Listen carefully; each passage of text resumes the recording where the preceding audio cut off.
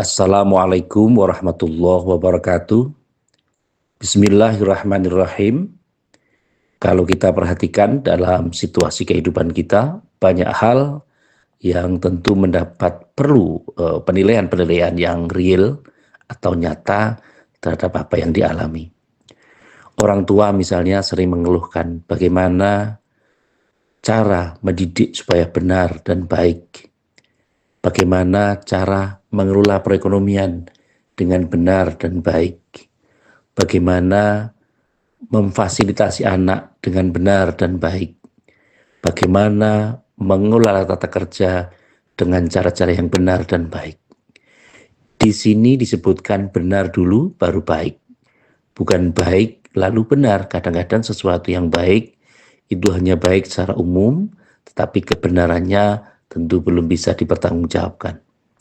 Inilah maka orang perlu memberikan sesuatu dengan cara-cara yang efektif, efisien, dan tentu komunikatif. Penyampaian informasi atau komunikasi dengan cara-cara efektif dan efisien itu akan bisa memberikan sebuah penjelasan atau kejelasan terhadap orang-orang yang menerima informasi terhadap kita. Kacamata yang ada pada diri kita atau perilaku-perilaku sosial ini biasanya kita hanya mengacu pada bagaimana orang lain berpikir, bagaimana orang lain bertindak, dan amatannya adalah bagaimana orang lain menikmati kehidupan. Sesungguhnya kalau kita ingin berkembang, asumsinya adalah dengan ATM. Amati, tiru, tapi tidak letterlek. Harus ada modifikasi. Supaya apa? Supaya kita tidak menjadi mereka. Atau menjadi diri kita sendiri tentu akan lebih efektif.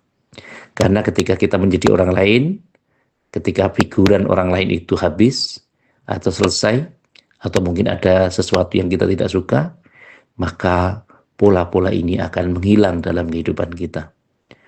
Orang Jawa mengatakan wang sinawang.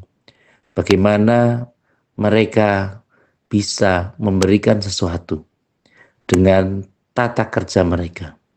Tentu hal-hal yang positif, yang menonjol, itu yang akan mereka tampakkan. Mengapa demikian? Ada beberapa hal yang kadang-kadang orang ini susah untuk menerima kenyataan, susah untuk menerima realitas yang ada di kehidupan ini. Pola-pola kerjanya adalah bahwa mereka tidak menjadi dirinya sendiri, tapi menjadi orang lain. Mengapa si A bisa begini? Mengapa B bisa begini? Tetapi kita belum, atau saya tidak seperti itu. Pola-pola seperti ini perlu dipahamkan sama-sama. Kalau kita perhatikan mengapa orang-orang bisa sering tindak ke Mekah berulang-ulang. 1 tahun sekali bahkan mungkin. Berhaji bisa sampai 12 kali, 13 kali, 14 kali. Bahkan lebih dari itu. Tetapi kita, sekali aja belum.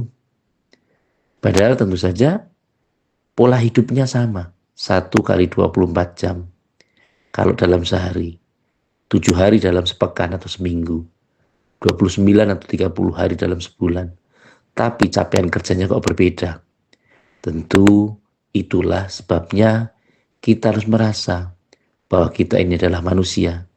Yang tentu manusia itu tidak boleh mendikte kepada Allah Subhanahu wa Ta'ala. Apapun yang diberikan Allah adalah yang terbaik untuk kita hari ini dan hari-hari berikutnya.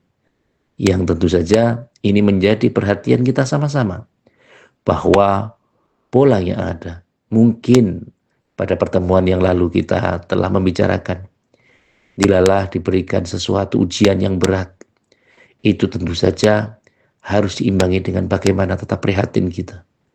Kalau kita diberikan ujian berat, maka ikhtiarnya tentu harus lebih berat.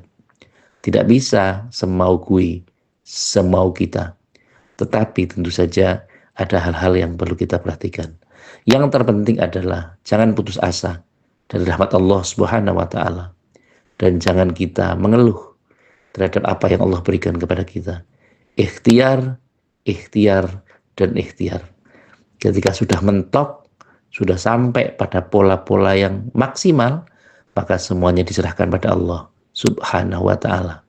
Semoga kita diberikan kekuatan untuk bertawakal kepada Allah. Amin. Allahumma amin. Terima kasih kepada semua pihak yang telah membantu terselenggaranya acara ini. Semoga bisa bermanfaat. Sekali lagi terima kasih atas segala perhatian. Mohon maaf atas segala kekurangan. Saya akhiri, wallahul muwaffiq ila aqwamit thoriq. Wassalamualaikum warahmatullahi wabarakatuh.